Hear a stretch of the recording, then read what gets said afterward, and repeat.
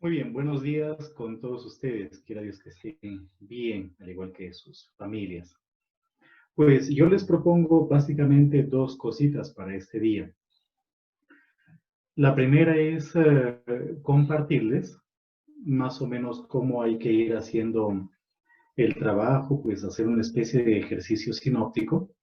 Ujú. Y lo segundo sería un dialogar, un conversar con la finalidad de clarificar ciertas dudas o ciertas inquietudes. Entonces, yo creo que podríamos, si les parece bien, pues comenzar con la elaboración de nuestra sinopsis, sabiendo obviamente que es un ejercicio que no pretende abarcarlo todo en este poquito tiempo, sino más bien darles algunas luces, algunas indicaciones para que ustedes primero realicen el trabajo y en segundo lugar lo empleen a lo largo de sus estudios, de su acercamiento a la Sagrada Escritura, pues a lo largo de su vida.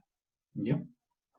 Les voy a proyectar la hojita que ya ustedes conocen, que ya la han visto, para que hagamos juntos el trabajo, el ejercicio. Permítanme ordenar las ventanas aquí. Ahí está. Entonces, nos habíamos quedado el día lunes tratando de hacer una especie de sinopsis. Yo entiendo de que probablemente no se pueda visualizar bien lo que les estoy mostrando, pero vayan por favor siguiéndome en el trabajo con la finalidad de que podamos ser un poquito ágiles, ¿verdad? Muy bien. Aquí es en donde está, lo estoy agrandando lo más que puedo. Ahí está. Aquí es entonces en donde estamos haciendo nuestra pequeña sinopsis.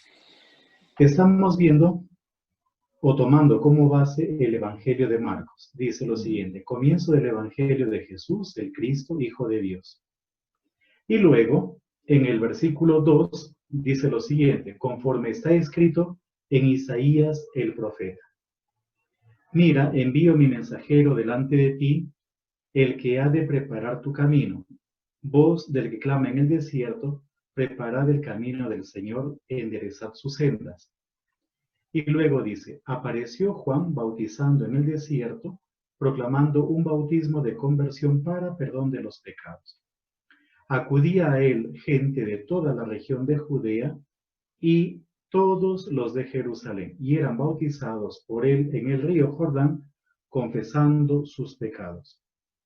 Juan llevaba un vestido de piel de camello y se alimentaba de langostas y miel silvestre.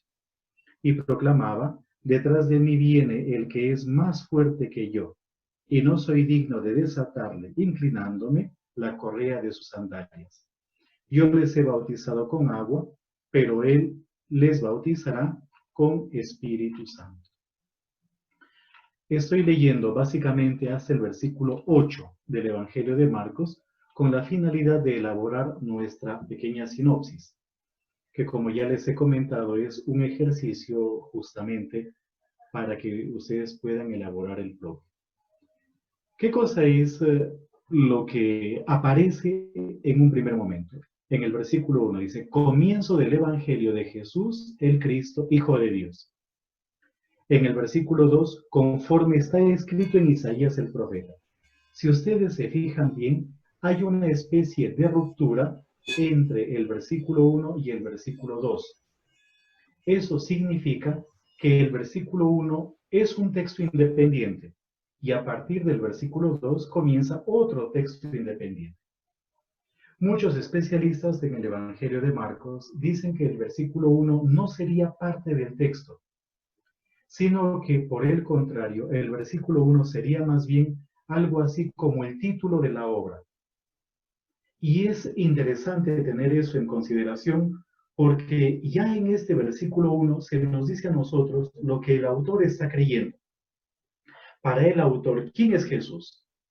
Para el autor, Jesús es el Cristo y al mismo tiempo es el Hijo de Dios. Por lo tanto, ese versículo 1 ya está encerrando una especie de profesión de fe de parte del autor e igualmente de parte de la comunidad a la que el autor está perteneciendo. Jesús ya no es simplemente Jesús, sino que Jesús es considerado como el Mesías, el Cristo, el ungido, y al mismo tiempo como el Hijo de Dios. Hago un pequeño paréntesis, esto lo suelo contar siempre.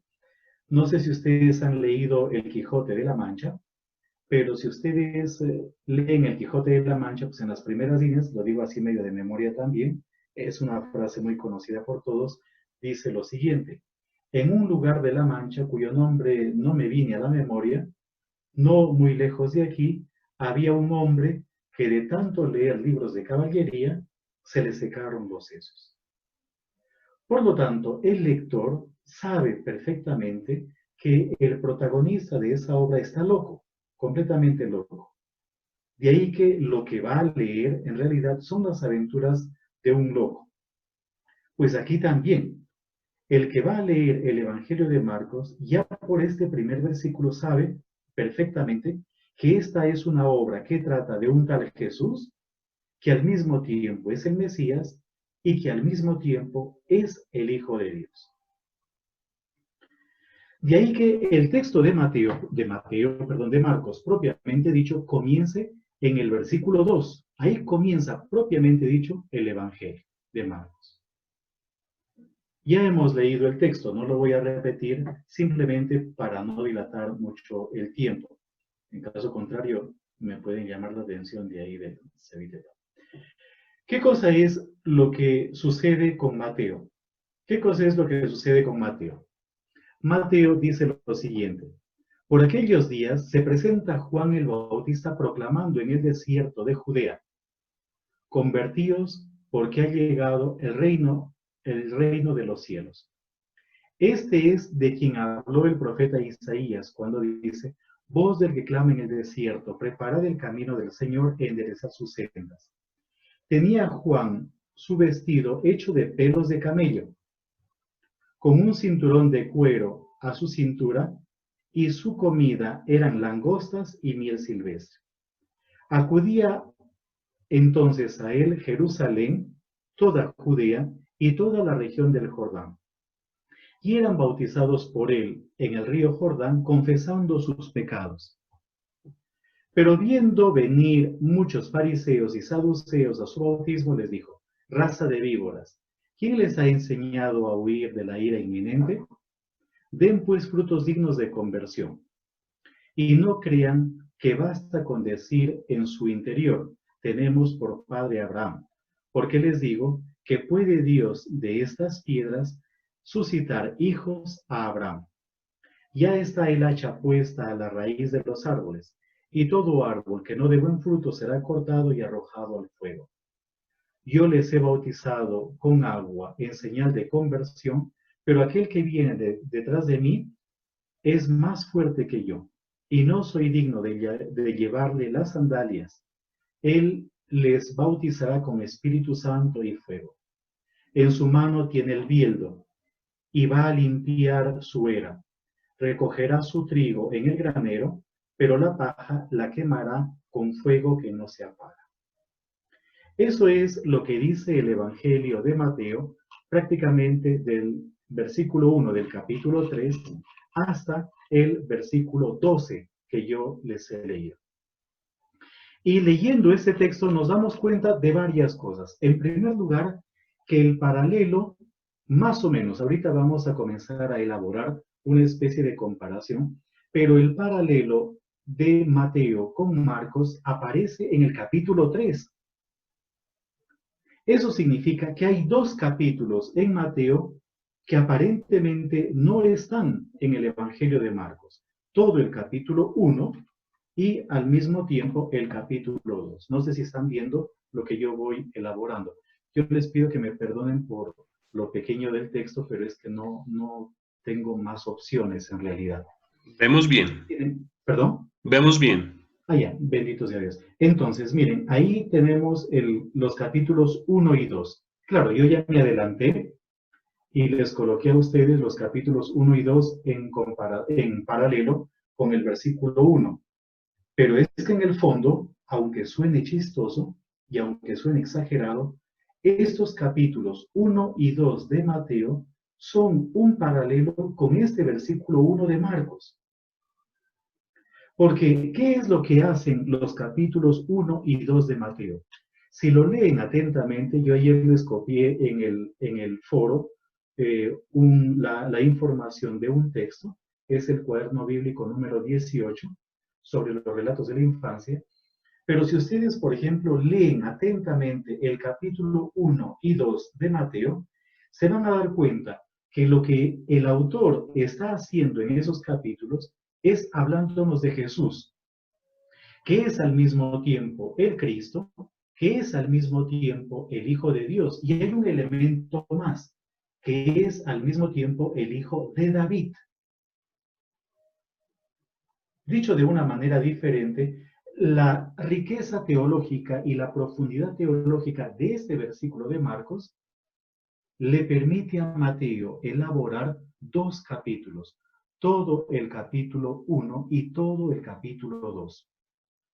Entonces, cuando nosotros decimos, por ejemplo, que ese versículo 1 no tiene paralelo, en Mateo, en el fondo no es tan exacto, porque el paralelo de ese versículo 1 sería todo el capítulo 1 y todo el capítulo 2 de Mateo. Porque, ¿qué es lo que hace? Ya les repito nuevamente, ¿qué es lo que hace Mateo? Mateo, en esos dos capítulos, nos presenta, como ya les he comentado, a Jesús como el Cristo, como el Hijo de Dios y como el Hijo de David. Por lo tanto, los relatos de la infancia en Mateo, el relato de la infancia en Mateo no debe ser visto como si se tratase de una narración histórica o como la descripción de lo que realmente sucedió y lo que realmente pasó. No es así. Los capítulos 1 y 2 de Mateo son en el fondo simbólicos y son textos elaborados teniendo en cuenta el famoso Midrash. El Midrash y al mismo tiempo el Pesher, que son técnicas rabínicas de redacción. En ese sentido, ya estamos viendo cómo el autor del Evangelio de Mateo tiene más conocimientos y tiene probablemente más información que la que posee Marcos, aunque las ideas las está tomando de Marcos. Y como ya les he comentado en los días anteriores, puede que Marcos esté igualmente bebiendo de otras fuentes, de fuentes orales, de fuentes escritas. Marcos es también producto de todo un proceso de reflexión al interior de una comunidad. No es entonces la descripción de los acontecimientos lo que nos presenta el texto de Marcos y también el de Mateo, sino ya es el resultado de todo un proceso de reflexión en torno a la figura de Jesús. Para el autor de Marcos, Jesús ya es el Mesías. Para el autor de Marcos, Jesús ya es el Hijo de Dios. Pero sigamos ahora haciendo nuestra sinopsis. Tenemos, por lo tanto, el Evangelio de Mateo. Por aquellos días, dice el capítulo 3:1, se presenta Juan el Bautista proclamando en el desierto de Judea: conviértanse porque ha llegado el reino de los cielos. Este versículo 2 son palabras de Juan el Bautista, o palabras colocadas en labios de Juan el Bautista. ¿De dónde está cogiendo esta información el autor de Mateo? Pues del mismo Marcos, como está más abajo. Miren el versículo 4 de Marcos. Apareció Juan bautizando en el desierto, proclamando un bautismo de conversión para el perdón de los pecados. Este versículo 4 es reelaborado por Mateo y colocado como una especie de introducción al ciclo de Juan el Bautista.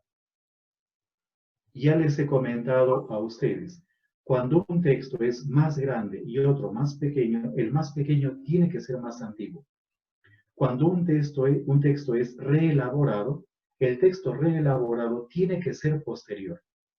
Por lo tanto, podríamos decir que estos dos versículos, el versículo 1 y el versículo 2, es una especie de reelaboración de Marcos, capítulo 1, versículo 4.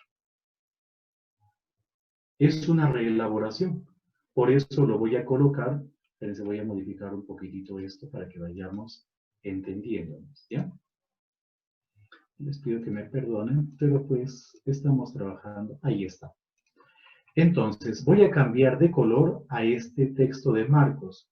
Lo voy a poner, por ejemplo, de color verde. Eso significa de que el autor de Mateo está leyendo el versículo 4 de Marcos y lo está reelaborando.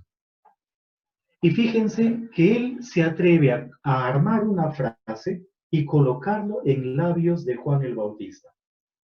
Convertidos porque ha llegado el reino de los cielos. Él se está inspirando en esto de acá. Apareció Juan bautizando en el desierto, proclamando un bautismo de conversión para el perdón de los pecados. ¿Ya?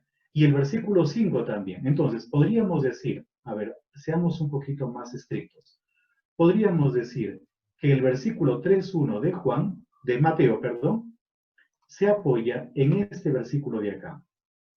Y el versículo 3.2 de Mateo se apoya en Marcos, capítulo 1, versículo 5. Lo está reelaborando. Y miren lo que dice el Evangelio de Mateo. Continuamos. Ahí viene ya un paralelo casi exacto. Este es de quien habló el profeta Isaías cuando dice, ¿qué decía Marcos? Conforme está escrito en Isaías el profeta. Marcos es un poco más sobrio. Pues Marcos dice, el profeta Isaías dice tal cosa. En cambio, para Mateo no. Para Mateo, lo que está escrito en el profeta Isaías ya está hablando de Juan el Bautista. Tiene que ver con Juan el Bautista. Pero aquí nos damos cuenta de un problema. ¿Cuál es el problema? El problema es que Marcos nos trae a nosotros un texto que no es de Isaías. Esto ya lo vimos la semana pasada, o el día lunes, la semana pasada, no, el día lunes. Entonces, ¿qué cosa es lo que dice, por ejemplo, Marcos? Conforme está escrito en Isaías el profeta, mira, envío mi mensajero delante de ti, el que ha de preparar tu camino.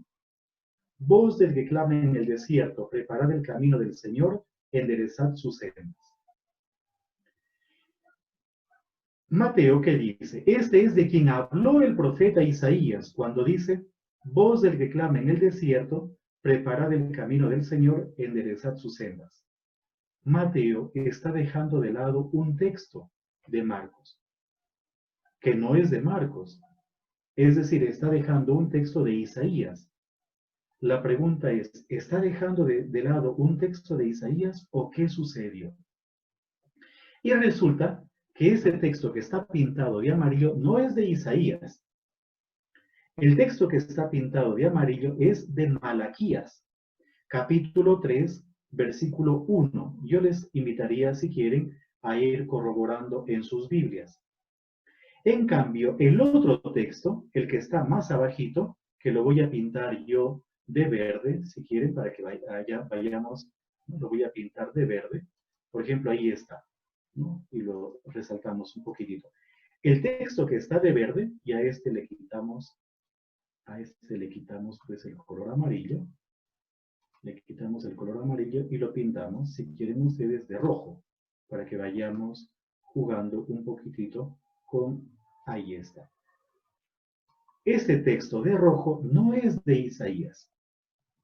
El texto verde sí. Aquí ya nos damos cuenta de una cosa. Nos damos cuenta, por ejemplo, de que Marcos probablemente no tiene una copia de Isaías o que tiene una copia defectuosa. O también que él está colocando a todo el corpus profético bajo el nombre de Isaías. Ya, bajo el nombre de Isaías. ¿Se dan cuenta? Mateo, ¿qué está haciendo Mateo? Mateo omite ese texto en rojo. ¿Y por qué lo omite? Porque Mateo se da cuenta que este texto en rojo no es de Isaías. Este texto en rojo es de Malaquías. ¿Y él qué cosa hace? Lo que hace es simplemente copiar el texto. Él copia el texto que sí es de Isaías. Voz del que clama en el desierto, preparad el camino del Señor, enderezad sus sendas.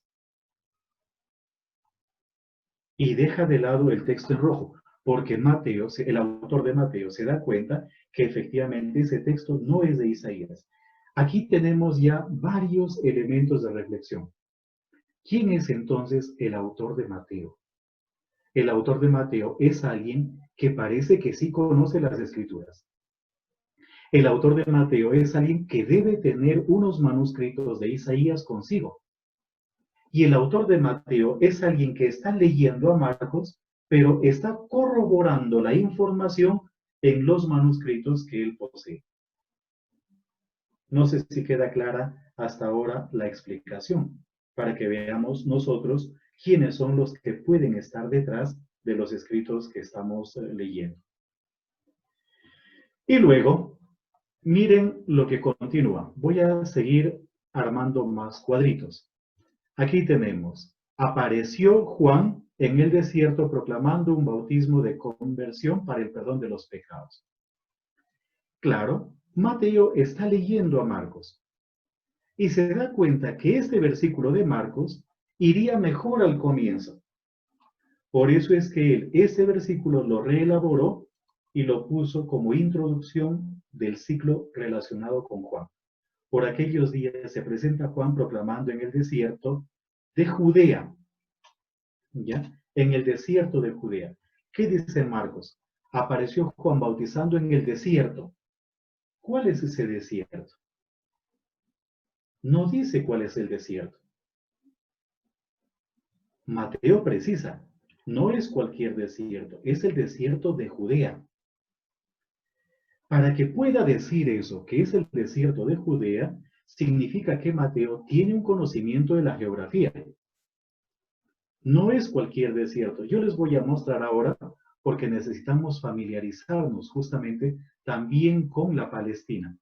¿Ya? Entonces les voy a dejar de mostrarles lo que les estoy presentando para mostrarles otra cosita. Creo que es este de acá. Ustedes me van diciendo. Vamos a buscar, por ejemplo, Palestina en tiempos de Jesús. Ahí está. Buscamos las imágenes. Ya. Y necesitamos conocer algo de la geografía. Por ejemplo, voy a buscar por aquí un mapa que nos permita ver bien, o el relieve. Pongamos Palestina en relieve. A ver, todo lo que nos presenta. Esto está mucho mejor. Por ejemplo, podríamos ver, por ejemplo, a ver, un mapa así que nos permita ver con mayor claridad. Como que podría ser, a ver, este de acá tal vez. ¿Ya? Por el momento podríamos ver este mapa de acá. Voy a ver algún otro que nos permita visualizar bien. Podríamos ver, por ejemplo, pues este mapita. ¿Ya? Por el momento. Aunque está un poco pequeño, pero para hacernos una idea. Entonces, miren, primero vamos a mirar otro mapa. Vamos a mirar este de acá, aunque este está mal hecho. Este de acá está mejor. Este mapa de acá. Este está mejor, pero muy pequeño. Bueno, algo por lo menos para hacernos una idea. Miren, aquí tenemos la Palestina en los tiempos de Jesús. Aquí está la Judea, atentos por favor, la Judea, la Samaria, aquí este rosadito de acá es la Galilea, el mar de Galilea, aquí está el río Jordán y aquí está el mar Muerto. Perea, la Decápolis, Traconítide, la Sirofenicia también está aquí. ¿Lo están viendo? Es decir, que el autor de Mateo ya tiene probablemente en su cabeza una especie de geografía. Por lo tanto, podríamos decir que el autor de Mateo o bien conoce la Palestina o bien está familiarizado con la Palestina. La conoce porque la visitó o la conoce porque la ha estudiado, pero sea lo que fuere, ya está precisando las cosas. Y efectivamente, se puede hablar, miren, aquí tenemos un mapa, hay otros más bonitos, obviamente, pero aquí tenemos un mapa. Lo que está en marrón nos indica dónde hay desiertos. Y efectivamente, en Judea, Judea es un desierto. Desde más o menos la altura del Mar Muerto hacia abajo, todo eso es un desierto, el famoso Negev. Pero aquí estamos en el desierto de Judea.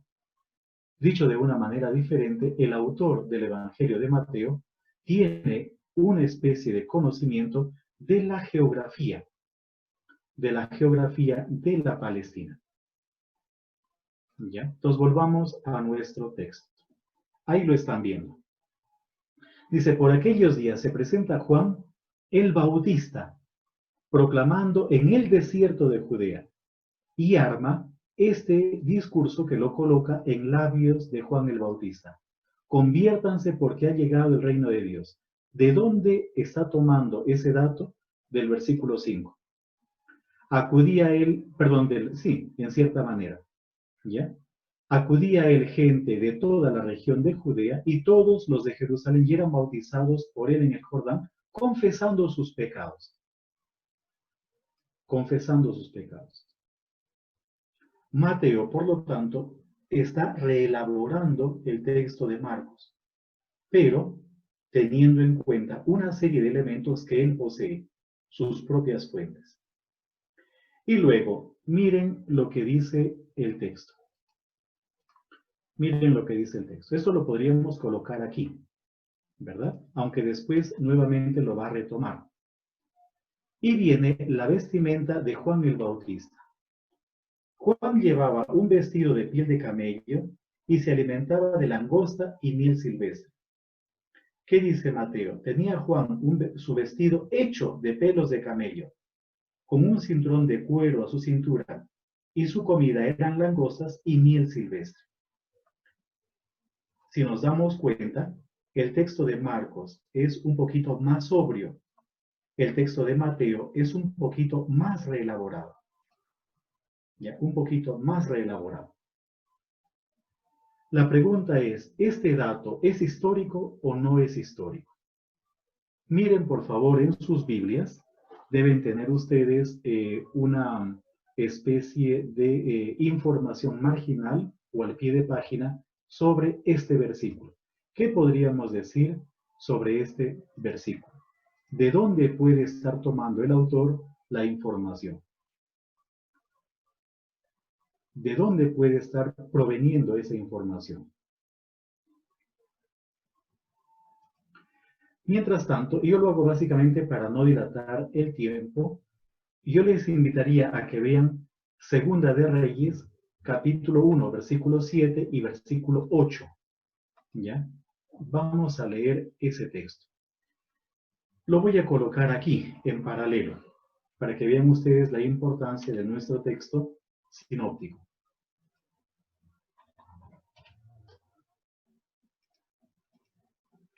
Ahí está.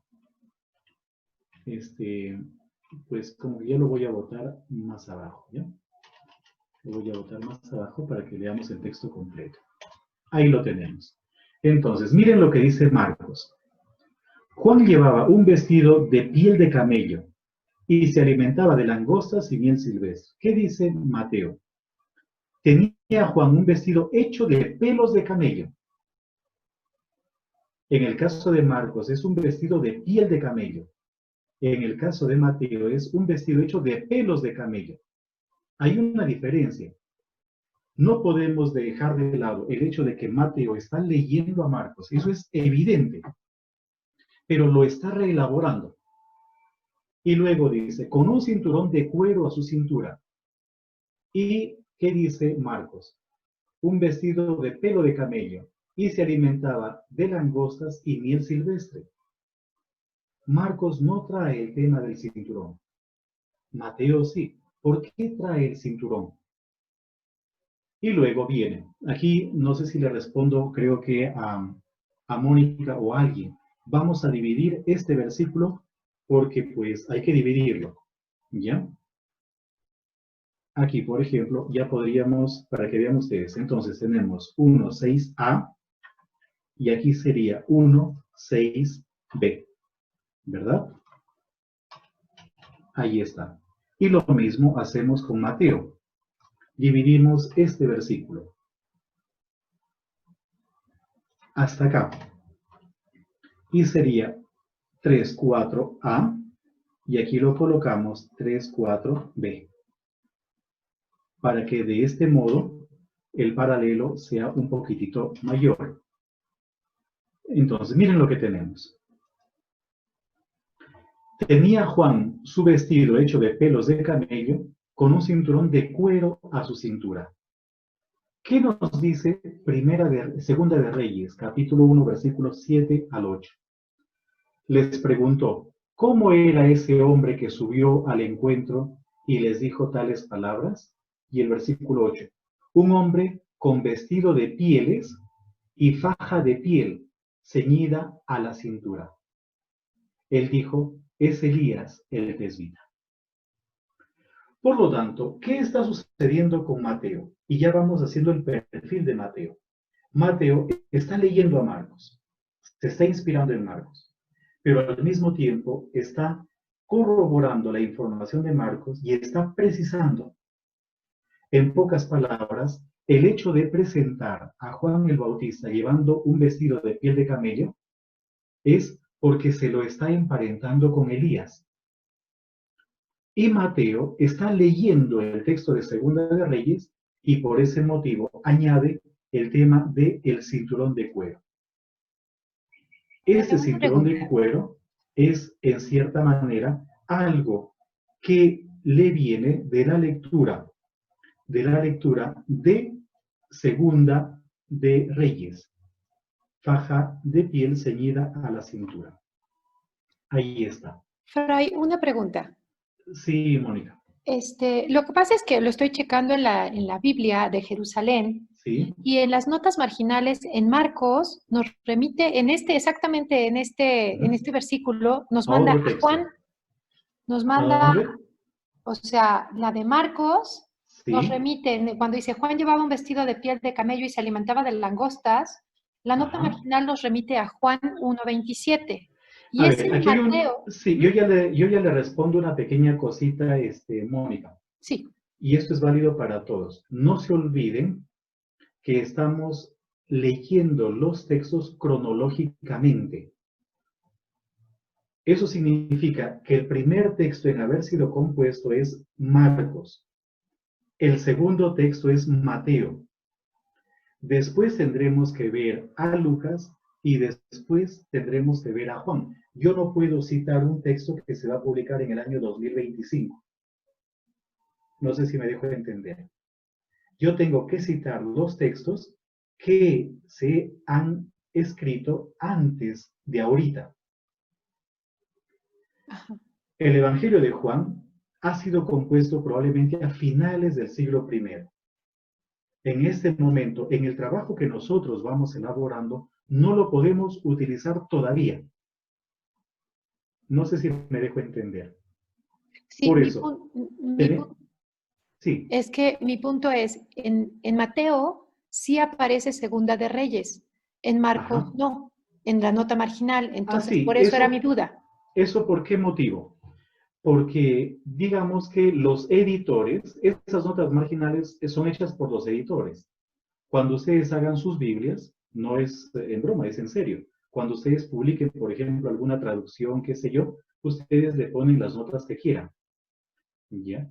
Entonces, los editores pues simplemente no vieron conveniente colocarlo, probablemente porque el texto de Marcos, como lo están viendo ustedes, no es un texto que presente de manera medio clarita la alusión a Segunda de Reyes, cosa que sí sucede con Mateo.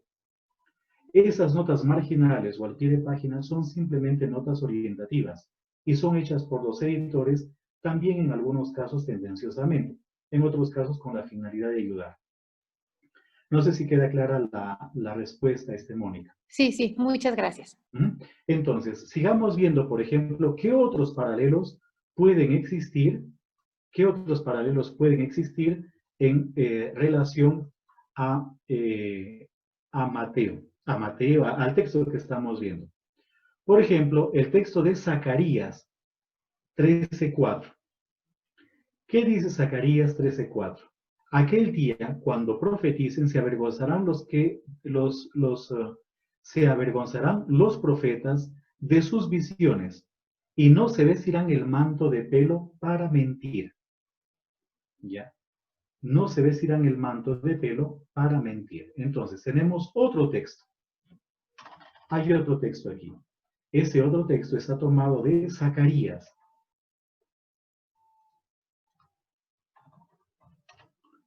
Está tomado de Zacarías, concretamente del capítulo 13, versículo 10. Aquel día, cuando profeticen, se avergonzarán los profetas de sus visiones y no se vestirán el manto de pelo para mentir. Parece que la vestimenta de pelo era el distintivo de una comunidad profética en el Antiguo Testamento. Y el mismo Elías habría pertenecido a ese movimiento. Pero también podríamos ver otros textos más. Por ejemplo, podríamos echar mano aquí Zacarías, ¿sí? Zacarías, ahí está Zacarías. ¿Ya? Podríamos nosotros hacer otro cuadrito.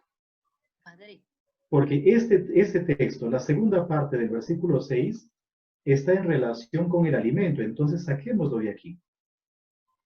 Y lo sacamos a ese también de aquí. ¿Verdad? Lo sacamos. Porque no encaja arriba. Sino que ya es como un tema diferente. Todo lo que está aquí está en relación con la vestimenta. Está en relación con la vestimenta de Juan el Bautista. Dice Marcos, Juan llevaba un vestido de piel de camello. Mateo dice, tenía Juan un vestido hecho de pelos de camello, con un cinturón de cuero a la cintura. ¿Qué cosa es lo que dice Segunda de Reyes?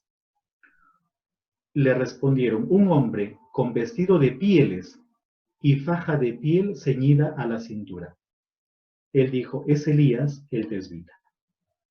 Es decir, que la presentación de Juan como alguien que llevaba un vestido de pieles de camello tiene como finalidad decirnos que él es Elías. Está el autor de Marcos emparentando a Juan el Bautista con Elías.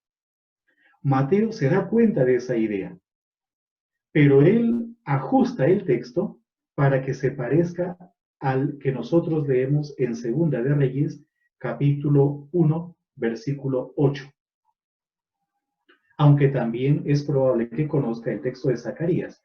Pero es evidente, por ejemplo, que el autor de Mateo debe tener también algún texto de Segunda de Reyes. Una vez más, se refuerza la idea de que el autor de Mateo tiene acceso a la Escritura. Y aquí es en donde nosotros vamos a ir descubriendo quiénes son los autores. ¿Quién es entonces el autor del Evangelio de Mateo? Alguien que lee a Marcos, por lo tanto tiene fuentes, que lee otras fuentes, aparte de Marcos, y que tiene un conocimiento de la Sagrada Escritura y de la geografía. Y que posee probablemente manuscritos del Antiguo Testamento.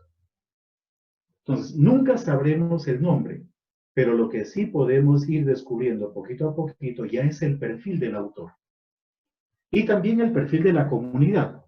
Eso significa, por ejemplo, que los lectores de Mateo o el auditorio de Mateo es un auditorio relativamente bien formado en cuestiones de escritura.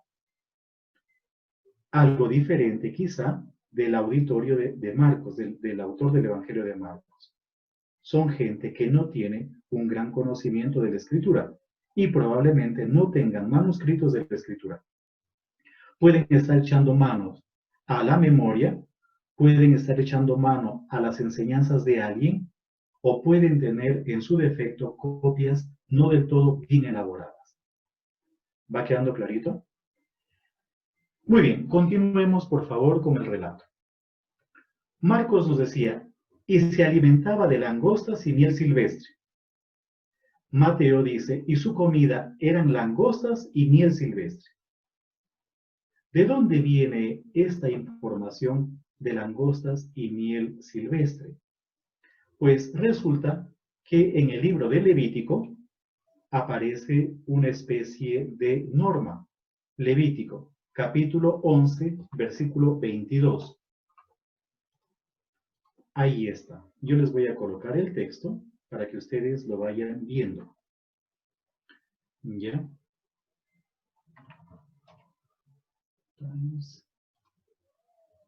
Ahí está. Entonces, miren lo que dice el libro de Levítico. De entre ellos está hablando, sería bueno que también tengamos en cuenta el versículo 21.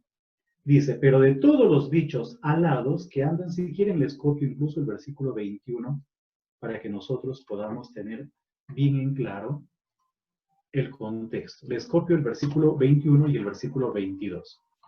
¿Ya? Ahí está. Muy bien, miren lo que dice Levítico 21, capítulo 11, versículos 21 y 22. Pero de todos los bichos alados que andan sobre 4 patas, pueden comer aquellos que, además de sus 4 patas, tienen zancas para saltar con ellas sobre el suelo. Y versículo 22. De entre ellos pueden comer. ¿Cuáles sí se pueden comer? La langosta en sus diversas especies y toda clase de saltamontes, chicharras y grillos. Por lo tanto, el hecho de comer langostas no significa nada. No está incumpliendo la ley. Si vive en el desierto, se alimenta probablemente de bichos que el desierto produce. Pero también hay otro pasaje de la Escritura. El Señor te alimenta con miel, con maricones, el Señor te alimenta con miel de la roca, ¿no es cierto? A ver, vamos a buscar este texto, ¿ya?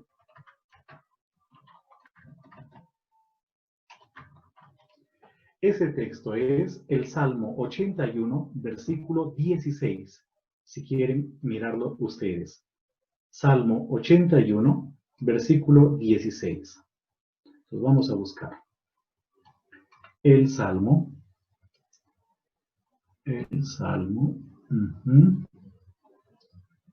Muy bien, aquí está. 81.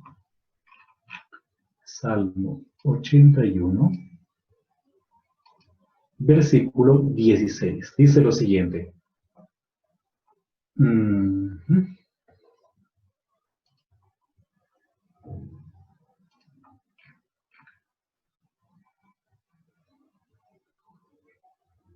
Uy, como que no era ese, ¿no? A ver, vamos a ver un ratito. No, ese no es. A ver.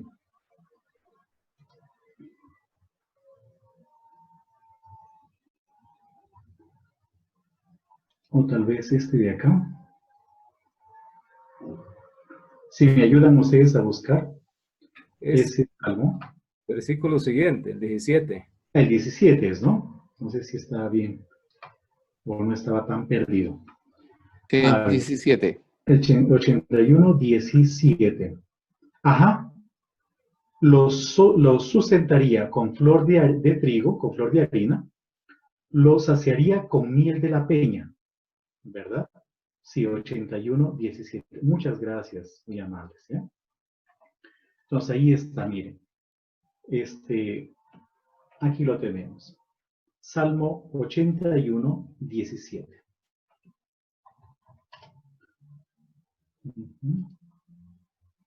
Ahí está. Lo sustentaría con flor de trigo, lo saciaría con miel de la peña, con miel silvestre o miel de la roca, ¿verdad? Por lo tanto, podríamos decir que la vestimenta de Juan el Bautista no es una vestimenta por casualidad. Y probablemente ni siquiera se haya vestido así, o sea, no sabemos cómo se vistió Juan el Bautista. Eso significaría de que este relato no es histórico, sino que el autor de Marcos y el autor de Mateo se están esforzando por mostrarnos a un Juan el Bautista como el nuevo Elías. Y alguien que vive en el desierto, que es alimentado por la misericordia de Dios, por la bondad de Dios, por la generosidad de Dios, se alimenta de saltamontes, alimentos propios del desierto, y también se alimenta con la miel, con miel de la peña. Dios entonces lo va protegiendo. La vida de Juan el Bautista, el sustento de Juan el Bautista, es simplemente por pura generosidad de parte de Dios. Muestra la misericordia de parte de Dios. ¿Va quedando claro? Pero miren la manera como Mateo reelabora el texto. Y luego viene otro textito, la continuación. ¿Qué cosa es lo que decía Marcos? Y proclamaba, detrás de mí viene el que es más fuerte que yo, y no soy digno de inclinándome la correa de desatarle, inclinándome la correa de sus sandalias. ¿Qué dice Mateo? Acudían entonces a él, Jerusalén, toda la Judea y toda la región del Jordán, y eran bautizados por él en el río Jordán, confesando sus pecados. Aquí tenemos nuevamente una alusión a un texto de Marcos ya presentado anteriormente. Este texto de Marcos va en sintonía con estos versículos de aquí, con el 4 y con el 5. Si quieren, para que hagamos el paralelo, cambiémoslo de lugar. ¿Ya? Vamos a cambiarlos de lugar. ¿Dónde está?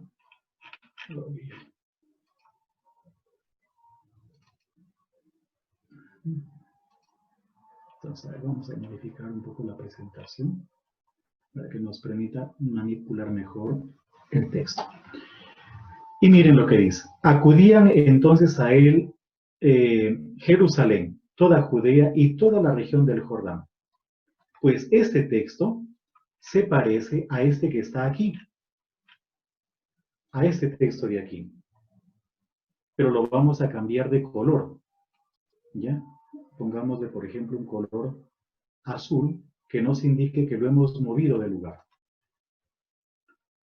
Tenemos este versículo que va de la mano con este de acá y este otro aquí.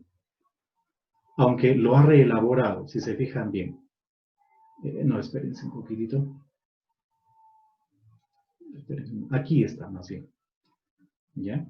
Porque este versículo 4 lo colocó arriba. Entonces, miren lo que hace con el versículo 5. Acudían entonces a él Jerusalén, toda Judea y toda la región del Jordán. ¿Qué dice Marcos? Acudían a él toda la región de Judea y todos los de Jerusalén. En el caso de Marcos, es más cortito el territorio de donde acude la gente, de Judea y de Jerusalén.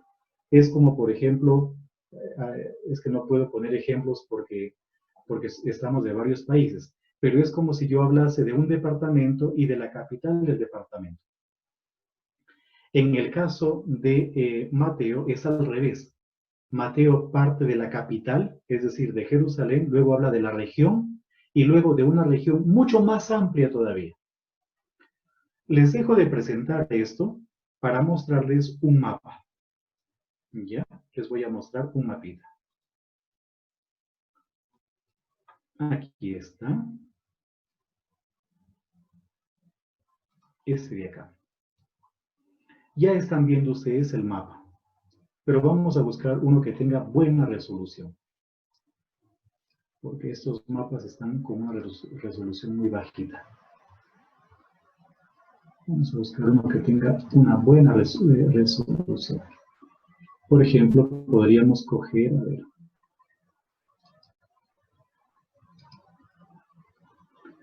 Por ejemplo, cojamos este mapa de acá que nos, aunque es chiquito. Herramientas, tamaño grande. Nosotros apostamos por lo grande. Aquí está.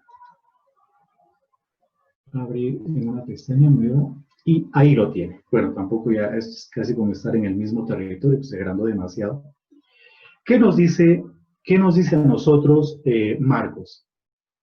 Acudían a él de la Judea y de Jerusalén. Ahí están viendo ustedes la Judea y Jerusalén. Seguramente por este dato es que Mateo precisó el hecho de que Juan aparece en el desierto de Judea. Bueno, aquí está un poco el mapa. Acuden a él de Judea y de Jerusalén. Eso significa de que está, fíjense bien, en este territorio de acá. Debe estar en esta zona de aquí, bautizando. A orillas del Jordán, pero en la parte verde. Mateo es mucho más amplio. Acudían a él ¿de dónde? De Jerusalén, de Judea y de toda la región del Jordán. Aquí está toda la región del Jordán. Por lo tanto, la región del Jordán abarca la Decápolis, Perea, Samaria y también Judea. En pocas palabras, lo que está haciendo el evangelista Mateo es presentándonos a un Juan el Bautista que convoca a personas de muchos más lugares en comparación a Marcos. Marcos es como más limitado. Signo de que Mateo está leyendo, y esto lo voy repitiendo hasta el cansancio, está leyendo a Marcos y está reelaborando a Marcos. Mateo depende de Marcos, pero Mateo tiene también, aparte de Marcos, sus propias fuentes bíblicas, pero también me imagino que algunos testimonios orales u otros escritos.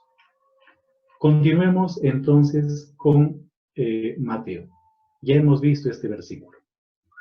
Y luego viene la predicación de Juan el Bautista, que no lo tiene Mateo. ¿Qué nos dice? Que no lo tiene Marcos, perdón. ¿Qué nos dice Mateo? Pero viendo venir a muchos fariseos, y aquí tenemos la predicación en contra de los fariseos, y saduceos, a su bautismo les dijo, raza de víboras, ¿quién les ha enseñado a huir de la ira inminente? Den fruto digno de conversión. Esto, por ejemplo, no está en Marcos, lo podemos subir ahí. Es un texto típicamente mateano. ¿De dónde obtuvo esa información? Eso significa que tenía más fuentes aparte de Marcos.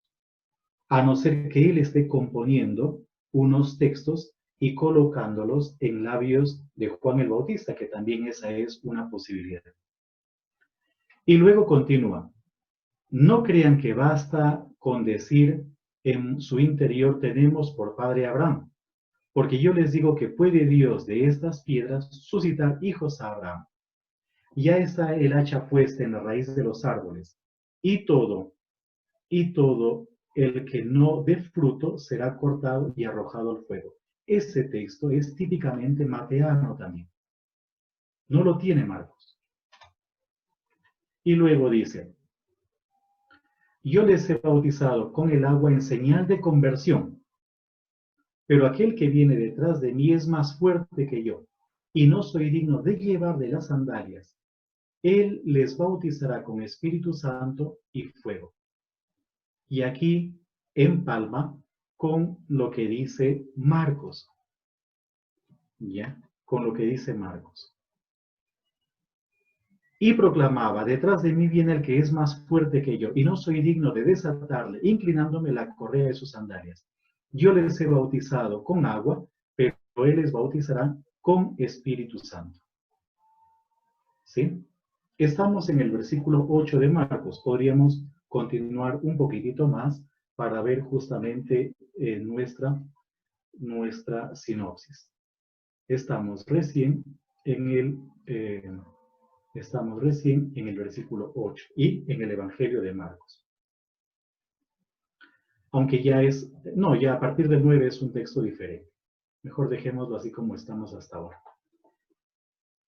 Es decir, que por ejemplo, aquí podríamos armar otra columna.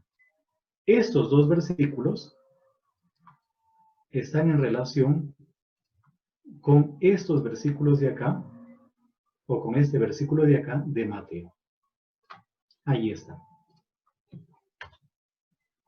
Y proclamaba, detrás de mí viene el que es más fuerte que yo y no soy digno de desatarle, inclinándome la correa de sus sandalias.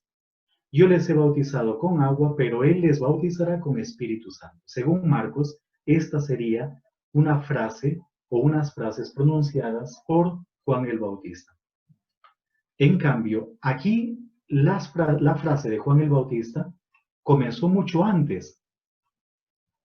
Desde acá, desde raza de víboras, el discurso de Juan el Bautista se amplió tremendamente y continúa incluso hasta el versículo 12.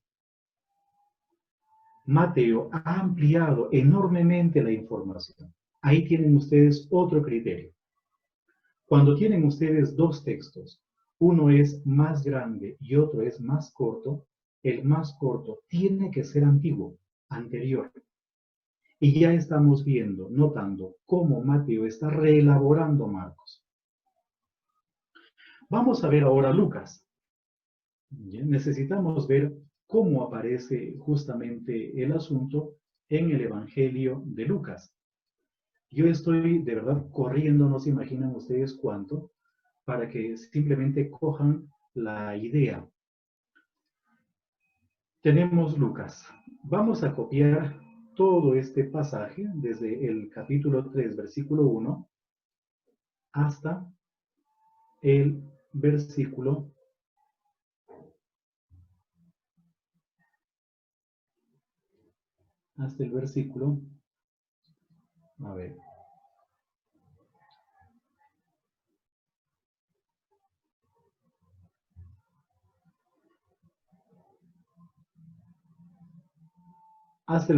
18. Voy a copiar. ¿Ya? Hasta el 18. Vamos a trabajar Lucas 3, del 1 al 18. Y lo voy a colocar pues aquí, sabiendo de que obviamente nos va a generar problemas, pero lo vamos a ir poquito a poquito ordenando. ¿Ya? Para poder ordenar. O más abajo incluso.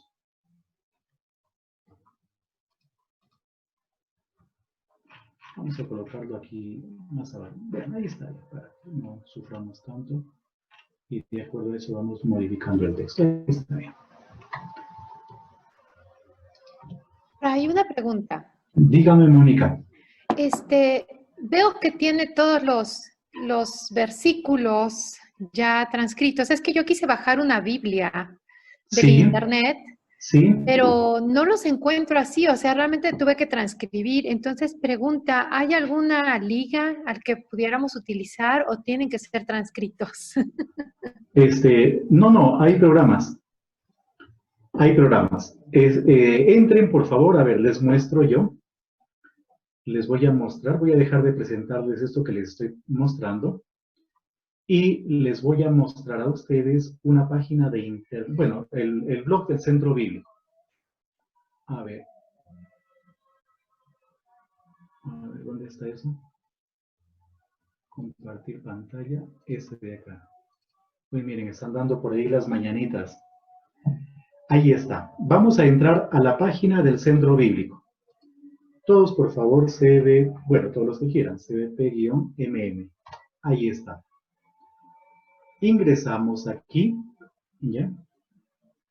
Y aquí, en donde dice enlaces de interés, van a ver ustedes el eSword. Este es un programa de Biblia. Y también tienen otros más, ¿ya? Esos otros que ustedes ven, por ejemplo, este Bible eSword o Online Bible Study, son programas que pueden emplear, que pueden utilizar. Pero este eSword, Electronic Sword, espada electrónica, pueden instalarlo en su computadora. Y luego le piden cambiar el idioma, porque les va a aparecer en inglés, le piden cambiar el idioma a español, Y pueden ustedes descargar comentarios y Biblias también en español. Hay algunas que para poder descargar hay que pagar. Pero ustedes, pues, si quieren, pagan. Pero también hay una serie de Biblias, ahí mismo, hay una serie de Biblias gratuitas y de comentarios gratuitos. Ahí es cuestión de que curioseen un poquitito con ese programa. Yo no sé si en YouTube puede haber algún video o puede haber algunos videos que muestren cómo funciona este programa. De pronto alguien ha hecho algunos tutoriales. Pero si ustedes entran desde aquí, van a entrar a la página oficial y descargan desde la página oficial el programa. Porque si lo buscan en internet, pueden ir a cualquier página y aparte de descargar el programa, se les puede descargar otros más que ustedes no quieren o quién sabe algún virus también. Es una obra, creo que hecha por protestantes, pero está muy bien hecha. Muchas cosas de Biblia son hechas por protestantes y están en realidad muy bien hechos, ¿no? Muy bien hechos. ¿Y es la Biblia católica? Pues como le digo, ahí no tiene la Biblia católica solamente, ahí tiene un montón de Biblias en varios idiomas. En español hay un montón, pero también está la Biblia en griego, en hebreo. Es cuestión de que comiencen a curiosear con ese programita. Y luego ustedes de ahí ya copian y pegan el texto. Escogen la versión que quieran, con la que más a gusto trabajen, y copian y pegan el texto. ¿Sí? Gracias. Eso es lo que yo les recomiendo. Creo que alguien más iba a decir algo por allí. Sí, padre, disculpe que lo interrumpa. Levanté la mano, Javier, sí, Javier. sí, levanté la mano hace rato, pero está tan entusiasmado usted así que es que no lo quise interrumpir. Estoy viendo esto, sino que yo veo la hoja en la que estoy trabajando y no veo lo referente a las ventanitas donde aparecen ustedes. Sí, no, está bien. Tengo dos preguntas en relación a lo mismo que preguntó un poco Mónica hace un ratito. Primero, si bien el programa que usted nos presenta, en lo personal ya lo conocía, entonces hay varias ediciones de Biblias, la pregunta tiene que ir, va por el lado de qué Biblia usted recomienda para hacer este trabajo. ¿Por qué? Digo esto Sí. porque tengo, bueno, la hermana Ana algo nos dijo, ¿cierto? Que no hay ninguna Biblia que se llegue a lo más posible a los originales. Eso es lo primero.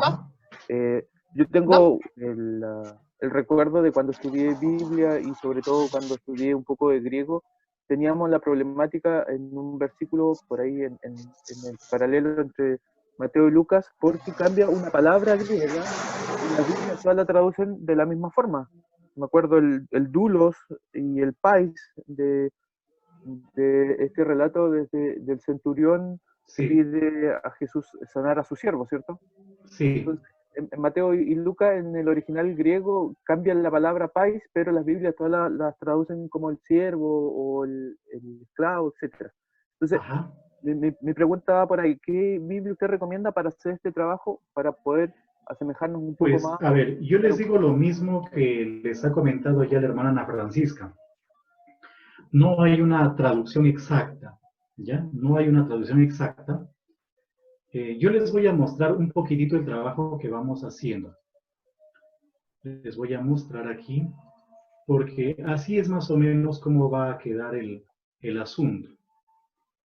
Más o menos así. Miren, justo antes de conectarme con ustedes, pues estábamos trabajando un poquito allí. Entonces aquí compartir. Este de acá debe ser. Ahí van a ver, ahí están viendo una hoja de Word. Entonces, nosotros vamos a, en una página, por ejemplo en esta página, vamos a colocar el texto en griego con varios elementos, con elementos de crítica textual, esto, ¿verdad? Y la traducción, pero fíjense en la traducción. Ya, el versículo 9, Marcos 9:25 dice, y habiendo visto, pero este verbo, el verbo puede ser también traducido por mirado, notado, comprendido, entendido, considerado. O sea, ponemos las varias opciones con las que se puede traducir ese verbo.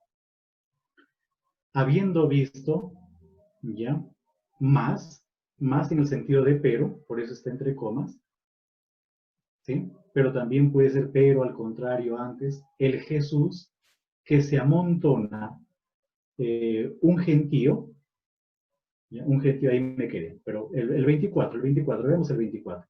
Al instante, pero también puede ser enseguida, inmediatamente, habiendo gritado el padre del niñito, o también puede ser infante, decía,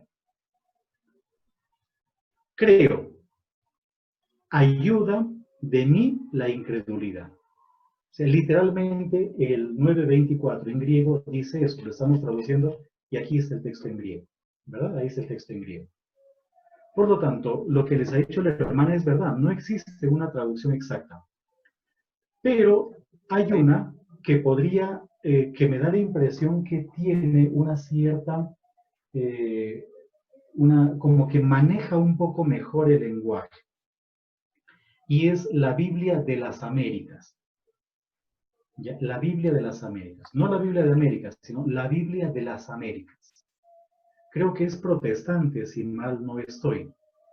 No sé si es católica o es protestante. Honestamente, en el caso mío, yo no sé muchas veces qué es católico o qué es protestante, ¿no? Y aquí hago un pequeño paréntesis. La Biblia es fundamental para el ecumenismo. Lo que antes nos separaba, hoy día nos junta, hoy día nos une. Por lo tanto, yo no sé en algunas ocasiones qué Biblia es católica o protestante, porque echamos una mirada al griego y también pues hacemos lo posible para tener una traducción propia. Pero he notado que la Biblia de las Américas es como la que mejor refleja los juegos del lenguaje del griego. No sé si eso puede responder a la pregunta. La Biblia de Jerusalén no es una traducción del español, al español. La Biblia de Jerusalén que nosotros manejamos es una traducción del francés.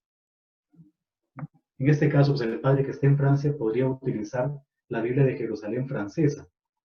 Y se dará cuenta de que ahí la traducción no es bonita, o sea, no es una traducción bonita, no lo es. Porque lo que hacen es reflejar los juegos de lenguaje del griego o del hebreo.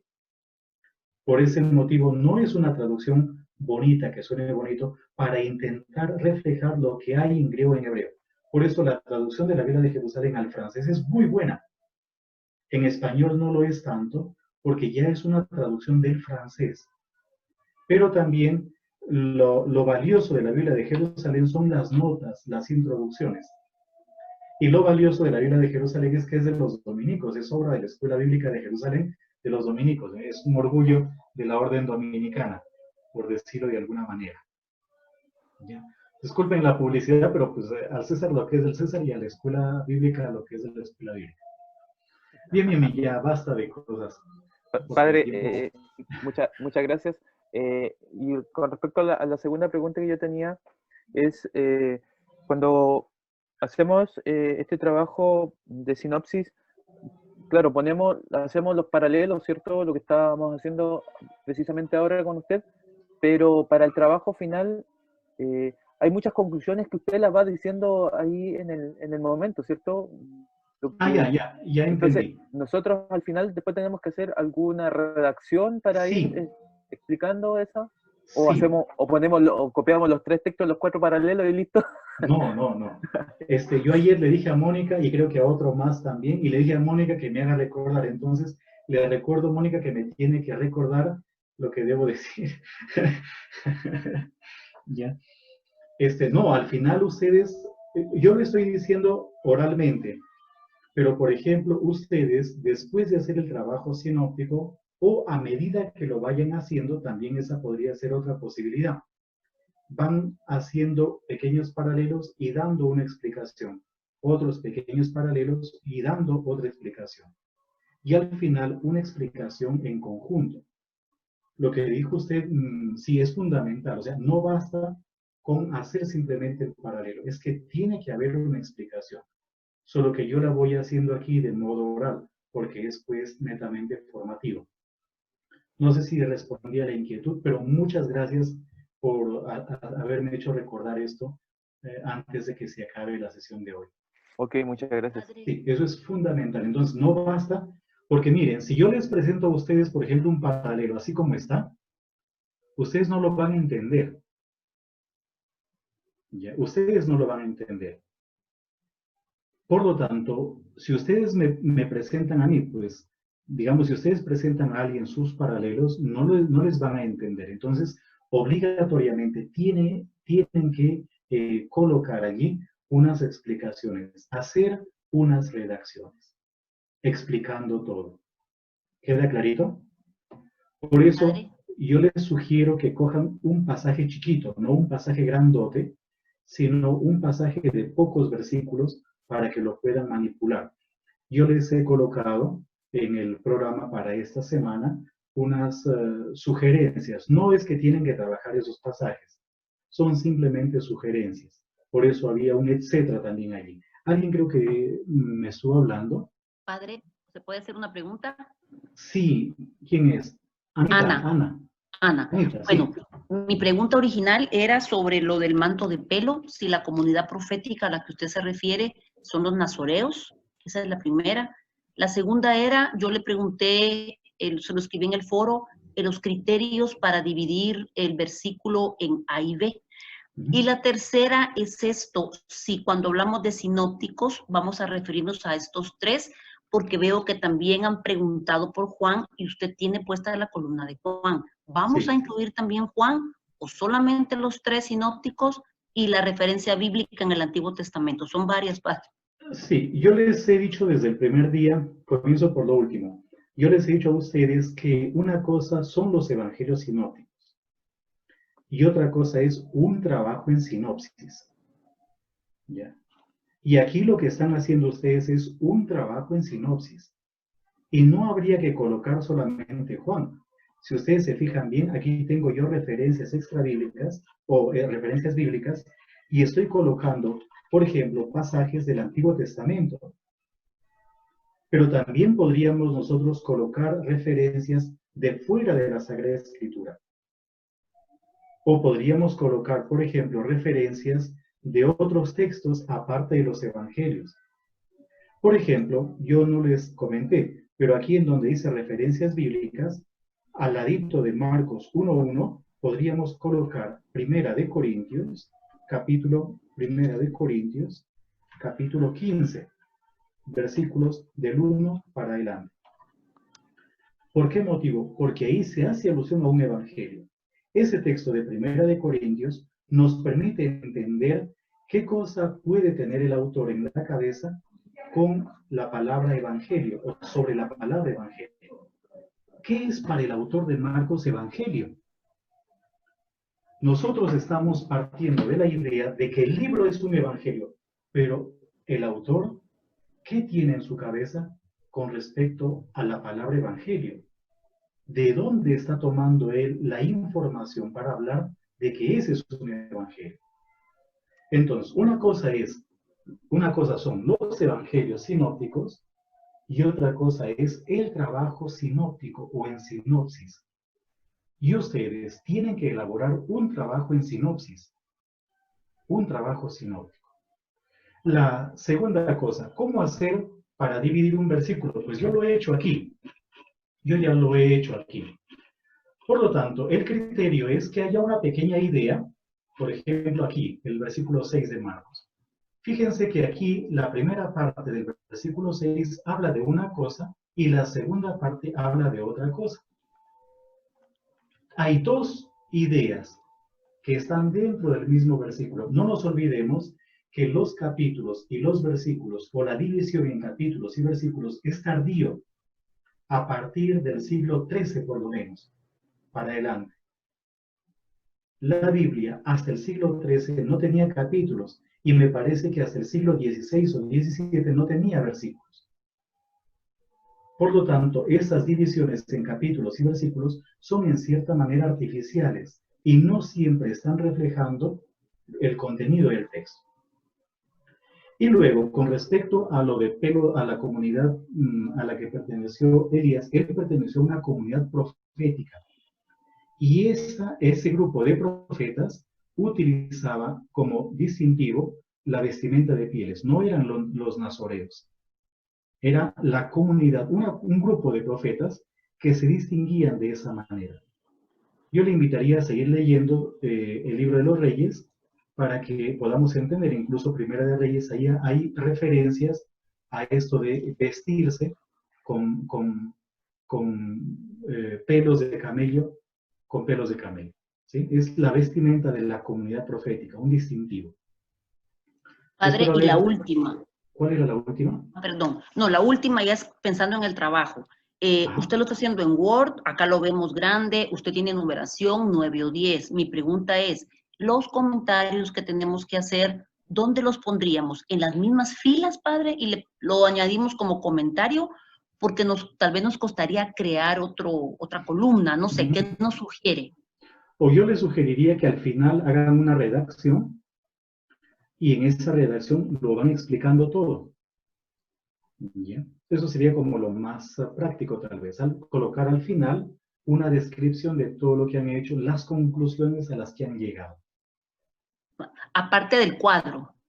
Aparte del cuadro, obviamente. A no ser, yo lo estoy haciendo en la hoja en forma vertical, pero si ustedes colocaran la hoja en forma horizontal, probablemente les dé espacio para armar una columna más. No importa si es en una columna adicional o si es al final de los cuadros, pero tiene que haber una explicación. Yo me voy a dar cuenta por esa explicación si se entendió el trabajo, si de verdad hicieron el trabajo y por las conclusiones pues veré si se apropiaron también de lo que aquí se les ha ofrecido como contenido. Está bien, padre, está claro, muchas gracias. Muy bien. Sigamos un poquitito, porque ya en 13 minutitos terminamos. Por lo menos veamos algo de Lucas. Y fíjense que Lucas comienza de esta manera el relato. En el año 15 del imperio de Tiberio César, siendo Poncio Pilato procurador de Judea, Herodes tetrarca de Galilea, Filipo su hermano tetrarca de Iturea y de Traconítide, y Lisanias tetrarca de Abilene, en el pontificado de Anás y Caifás, fue dirigida la palabra de Dios a Juan, hijo de Zacarías, en el desierto. Ese texto no lo tiene ni Mateo ni Marcos. Por lo tanto, podríamos cortarlo de aquí. Aquí está, lo cortamos. Y lo colocamos, pues, aquí. Aquí está. Lo colocamos aquí. ¿Qué es lo que está haciendo Lucas? Lo que está haciendo Lucas es leyendo a Mateo. Porque Mateo dice, por aquellos días. ¿Cuáles son aquellos días? Esta frase, por aquellos días, le permite a el autor del Evangelio de Lucas componer todo esto que está aquí. Todo esto que está aquí. Fíjense que ya el texto va ampliándose mucho más. Va cogiendo información de Mateo. Este versiculito de Mateo le da pie a él para componer todo esto de acá. Lucas está fechando los acontecimientos como los escritores antiguos fechaban los acontecimientos. Los historiadores antiguos de esta manera ubicaban cronológicamente a los personajes. ¿Quién es entonces el autor de Lucas? Alguien que está familiarizado con el modo de escritura de los historiadores de su época. Tiene una formación diferente. Él no tiene una formación judía porque él está utilizando una técnica de composición más bien griega. Y luego sigue. Pero hay algo más que debemos decir aquí. Fíjense que el paralelo en Lucas es recién en el capítulo 3. ¿Qué pasó con los versículos 1 y 2? Los capítulos 1 y 2. Pues los capítulos 1 y 2, al igual que Mateo, son en el fondo un paralelo con este versículo 1 de Marcos.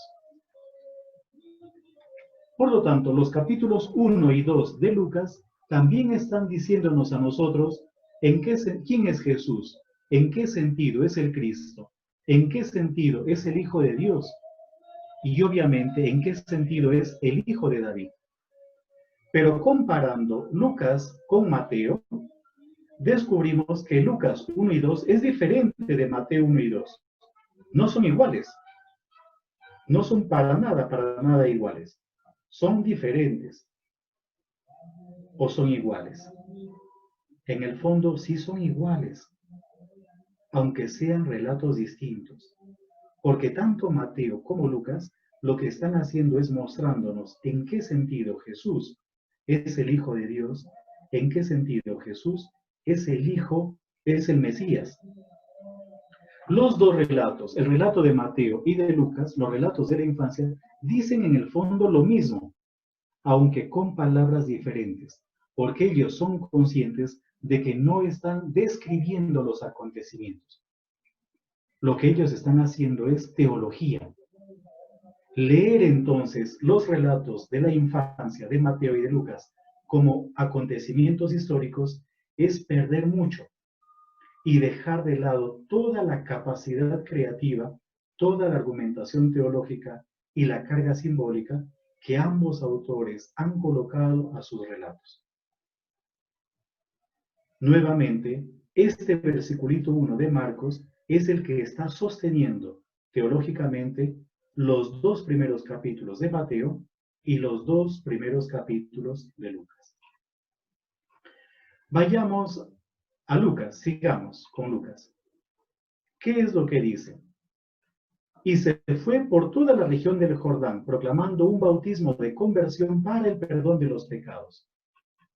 Es claro que está justamente utilizando un texto. ¿Dónde está eso? Vamos a buscar aquí. Ahí está, ¿verdad? Y dice, por aquellos días se presenta Juan el Bautista proclamando en el desierto de Judea. ¿Qué hace entonces Lucas? Dice, y se fue por toda la región del Jordán proclamando un bautismo de conversión para el perdón de los pecados. Ese texto lo está presentando, pero no es propio de él. Se fue por la región del Jordán.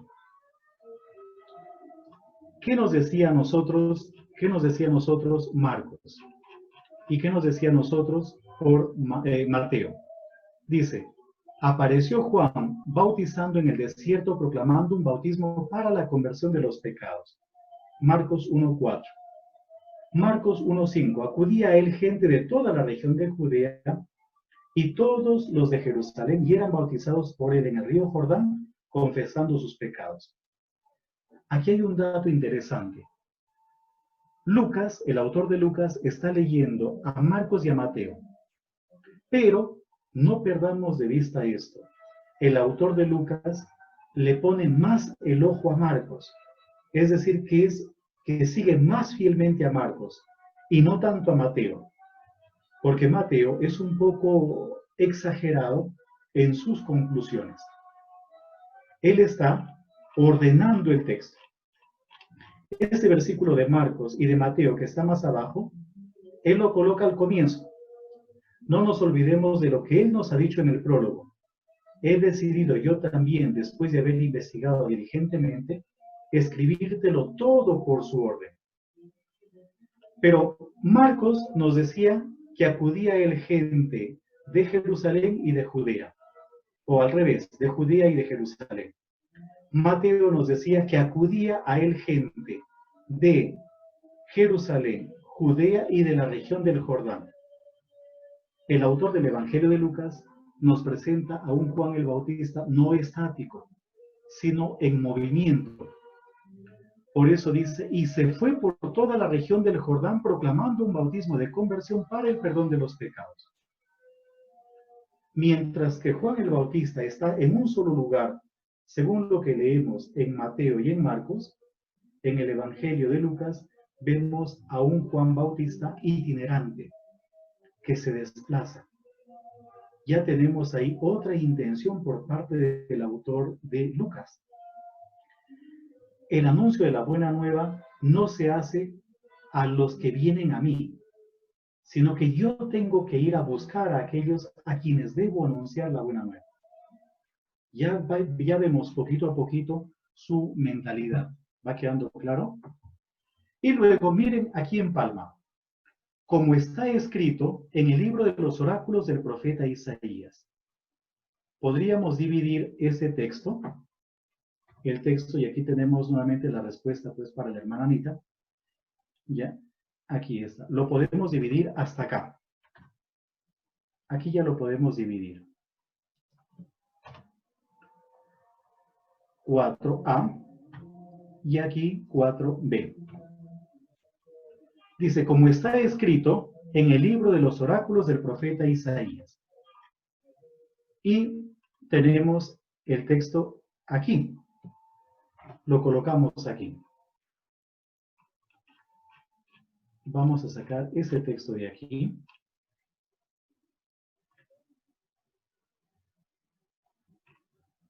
Desde acá para abajo ya es un texto diferente.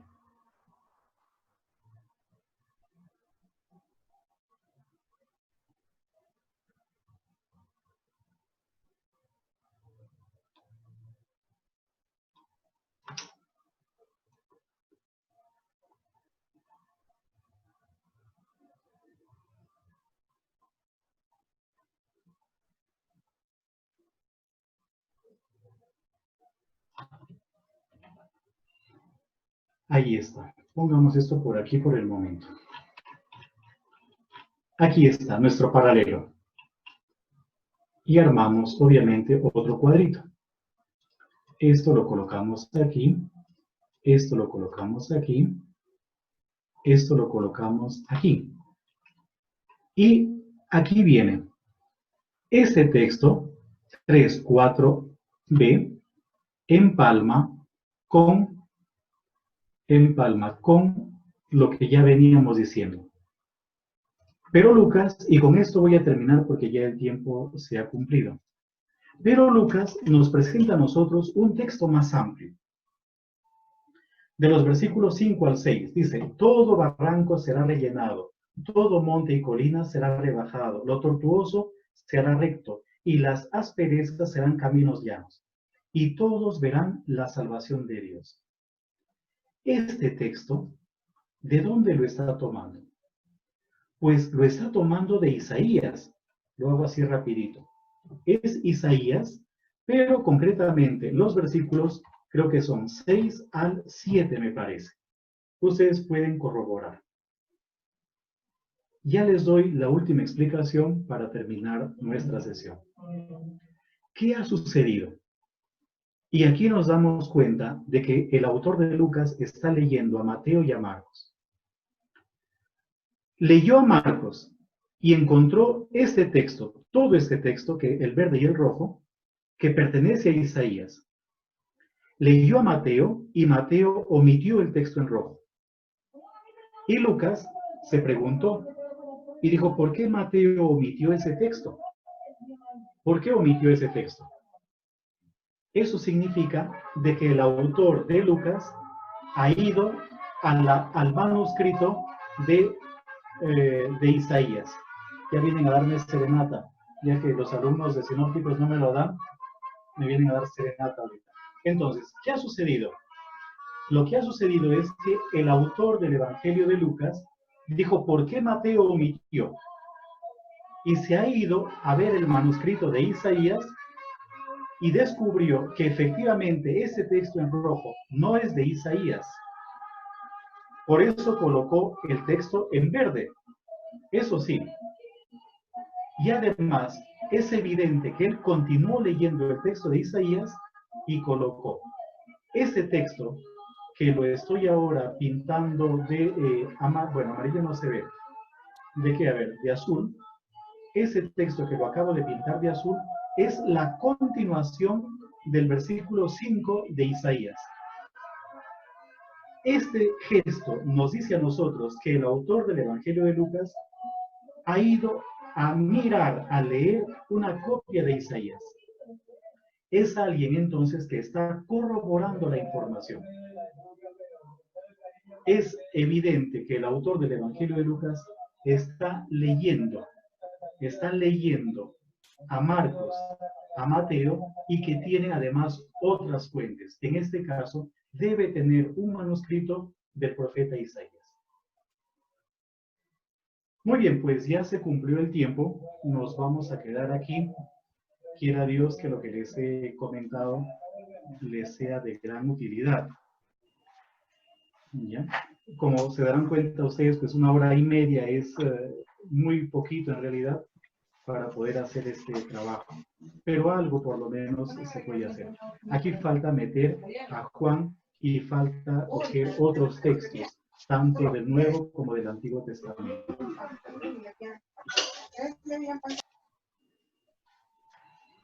Muy bien, gracias, Padre William.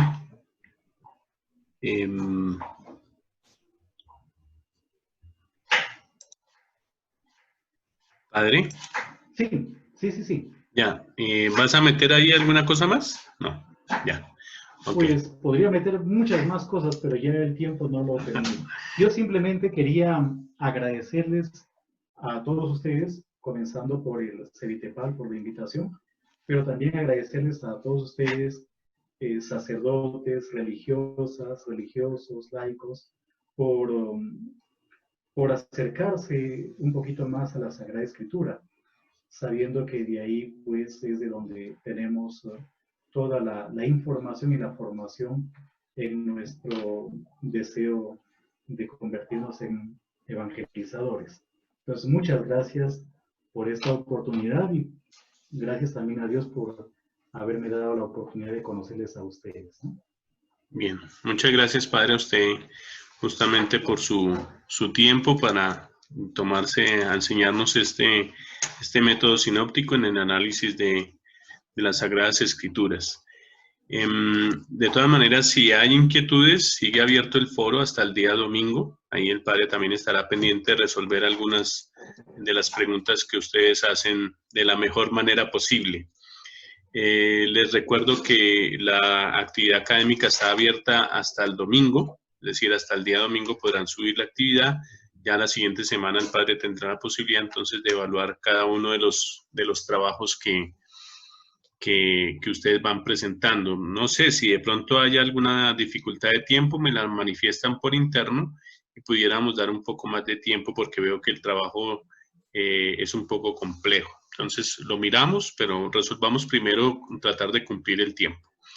Les recuerdo que el día de mañana va a salir una encuesta de evaluación donde tenemos la posibilidad de evaluar los contenidos, el docente y también la posibilidad de colocar nuestra autoevaluación del proceso.